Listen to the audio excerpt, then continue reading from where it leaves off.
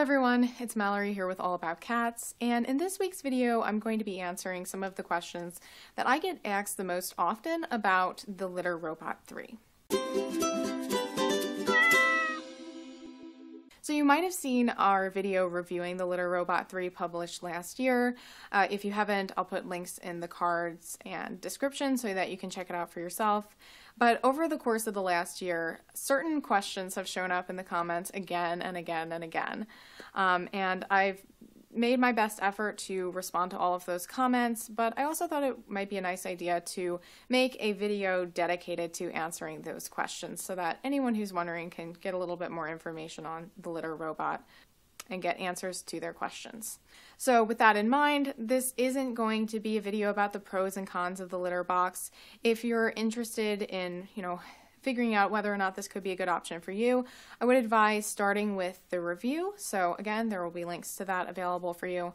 But if you've sorted that out and you're just looking for some more information on this automatic litter box, then I hope this video will be helpful. So let's start off with probably the number one question that I see people asking about the Litter Robot, and that is, what type of litter is best for use in the Litter Robot? Now, Litter Robot generally recommends that you're using a good clumping clay litter. This is typically the case with any automatic litter box, and in my personal experience, I've definitely found that to be true. Using a good fast clumping litter of standard weight, so not a lightweight litter, allows the Litter Robot to effectively sift through everything. If those clumps form quickly, you're going to reduce the likelihood of sticking, and you're going to have cleaner clumps passing through the system.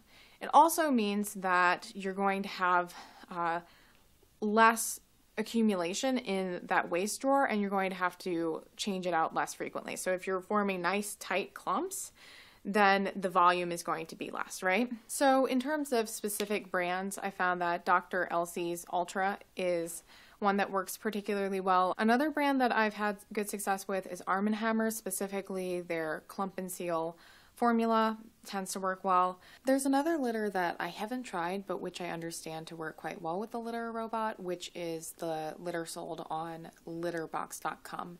So this is owned by the same company that created the Litter Robot, and to my understanding, it has all of the qualities that you're looking for in a good litter for the Litter Robot. Now, products that I haven't had so much luck with include cheaper, lightweight litters. A lighter, dustier litter tends to have a little bit more sticking, and I just didn't find it to be quite as effective. Now, you can use this litter box with a natural or plant-based biodegradable litter like World's Best Cat Litter or Smart Cat or Sustainably Yours, which was my top recommendation for plant-based litter in the most recent roundup of the top litters. But you might run into some other issues. Litter Robot notes that plant-based litters tend to absorb moisture less effectively, and so there's a greater risk of damaging the sensors if you're using it with a plant-based litter. So that's something to consider. Overall, I would recommend using a good clumping clay cat litter if at all possible. The second question that I get asked the most often, interestingly, is, can the Litter Robot be used with pretty litter? So this is a question specific to a particular brand of cat litter.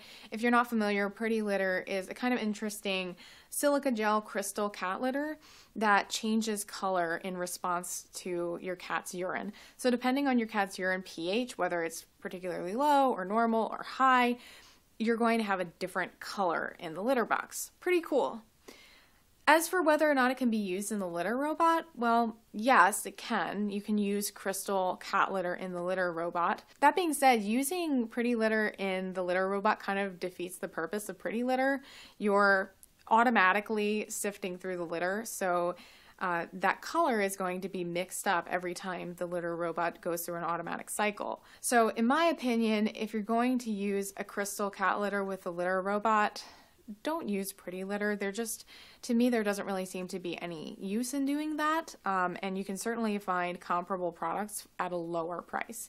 You're really paying for that color changing feature, but then the Litter Robot takes that all away from you. The next common question that I'm seeing about the Litter Robot is there a possibility that when your cat goes into the Litter Robot, they're going to touch litter that's stuck onto the ceiling or the walls?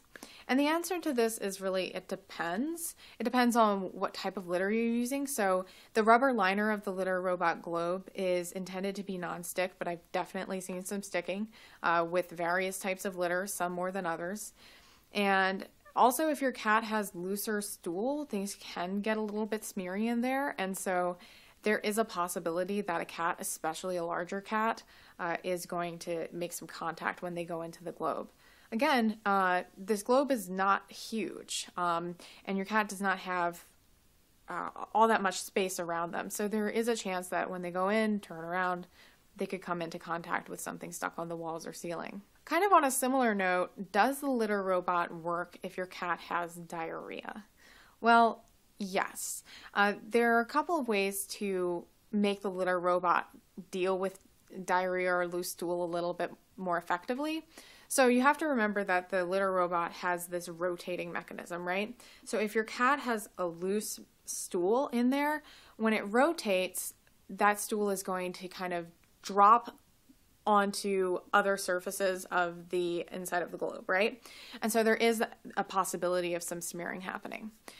If you know that your cat is having diarrhea, the best way to deal with it is to adjust the cycle timer.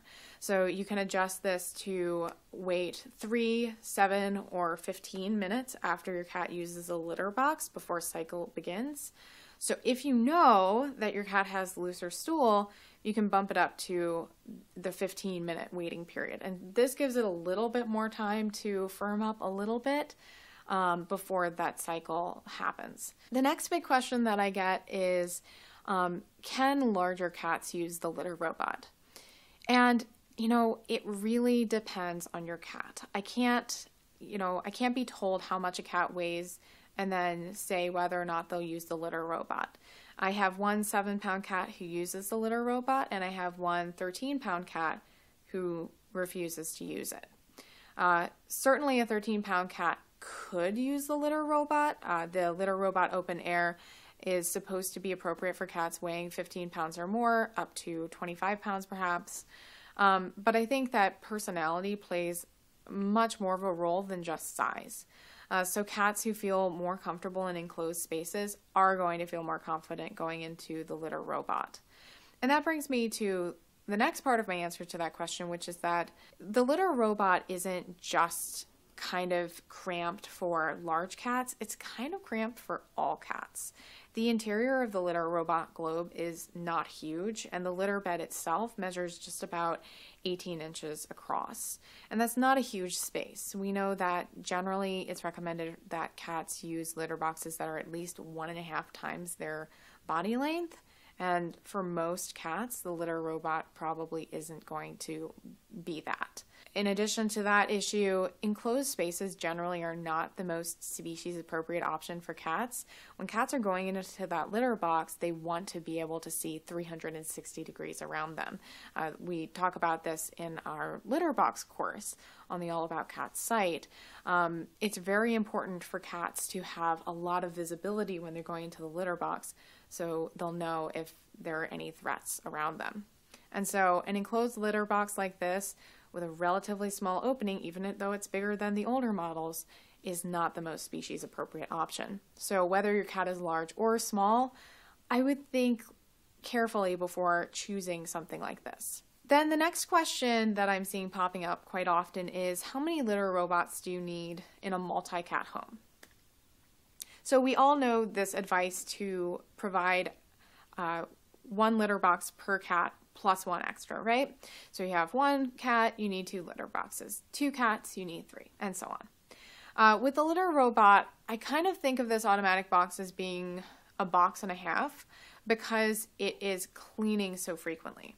So the litter robot site says that one litter box can serve 1 to 3 cats, 2 litter robots are needed for homes with 4 to 7 cats, 8 to 9 cats will demand 3 litter robots, and then 10 cats and up are going to need at least 4 litter boxes. Obviously, this isn't the most consistent system, and there don't seem to be any really hard and fast rules here. I would take into consideration a number of factors more than just how many cats you have. Again, a lot of it has to do with your cat's temperament. So for me, I have the litter robot in the home, but I also typically will have 2 other litter boxes available as well. Is this necessary? Maybe not for every home, but for me, it gives me some comfort knowing that my cat who doesn't use the litter robot is able to go into litter boxes that he feels comfortable with, and that my cat who does use the litter robot can go into it or have a second option. Naturally, you might want to really make the most out of the litter robot by not having to scoop out any other litter boxes, and in that case, I can see the desire to be litter robot exclusive. But I do think it's nice, especially in a multi-cat home where you have different personalities, to have a second option available. The next question that I see people asking about the litter robot is what type of bag you should use in that waste drawer. So I've used a few different types of bags. First off, I used the ones that came with the litter robot. A lot of you are going to want to opt for regular garbage bags instead. There are plenty of garbage bags that work effectively, so a typical 13-gallon trash bag will work in this waste drawer. And I've also seen people recommending that when you're using these trash bags, you kind of fold down the upper edges and then kind of wrap it around the back of the drawer, as this helps to eliminate any waste dropping down into the drawer rather than the bag. If you are concerned about throwing away too many trash bags, you can use a biodegradable trash bag. You can also reuse the bag in there, so you just dump it into your primary receptacle and then reuse the same bag that's been in the waste drawer. I've done that before. And then a tip that I recently learned about is to use a 9 by 13 inch aluminum pan and stick that in there instead of a bag. So you're going to have to mold it a little bit to make sure that everything's seated properly. But this is also going to allow you to reuse this little receptacle and not throw away so many plastic bags, right? And then another question that I'll see pretty often is, can my cat scratch through or really damage that rubber liner in the litter robot globe? So I have, again, had this litter robot for about 3 years. I haven't gotten as much use out of it as some other people have, but I've gotten a fair amount of use out of it. And when I checked the globe liner, I just noticed a few scratches, and none of them had broken through that rubber entirely. Most of them were pretty surface level. There's a good video from Jenny from Floppy Cats showing her litter robot globes after 1 and 4 years of use, and neither of them had any really significant scratches. And then the last question that I'm seeing, or really a cluster of questions and comments, is related to malfunctions or errors, things going wrong with the litter robot. So unfortunately, I can't really give specific answers to these questions because every situation is going to be a little bit different. So again, the most common issues I seem to see are related to the litter robot globe not cycling completely. So it's not making a full rotation. And then also there seem to be issues with the cat sensor and notifications coming in on the Connect app saying that the bonnet has been removed. And from what I can tell, these issues most often seem to relate to the anti-pinch sensors as well as the bonnet connection. And then we're also seeing some issues caused by overfilling of the litter robot. So again, there are a number of issues that seem to be going on. So if you are running into these issues, I would advise that you seek help from the litter robot team. I've been able to communicate with them successfully and get help for some of the problems that I had run into. I know that a lot of other people have been able to get replacements, provided that you're within your warranty period. So the litter robot comes with an 18-month warranty, but you can also purchase an extended warranty so that you'll have a total of 3 years of coverage. I have heard from some people saying that these issues tend to crop up after a couple of years of use. So it does seem like it could be prudent to invest in that extended warranty so that you can get solutions to some of these issues that seem to happen more later on in the litter robot's life. So that's about it for my answers to common questions about the Litter Robot 3. I hope that you got answers to some of your questions. If you are still looking for more of an analysis of whether or not this could be a good investment, I would strongly encourage you to watch the review. So again, there will be links available to that. And if you would like to learn more about the litter robot, I will also put some additional resources in the description. If you have any more questions, please feel free to drop them in the comments, and I'll try to get back to you as soon as possible. Thank you so much for watching this video. As always, if you're interested in more product reviews, buyer's guides, and information on all things cats, please go ahead and subscribe to the channel. We put out new videos at least once a week, so if you subscribe and hit that notification bell, you get the news every time we release a new upload. So thank you so much again, and I will see you next week.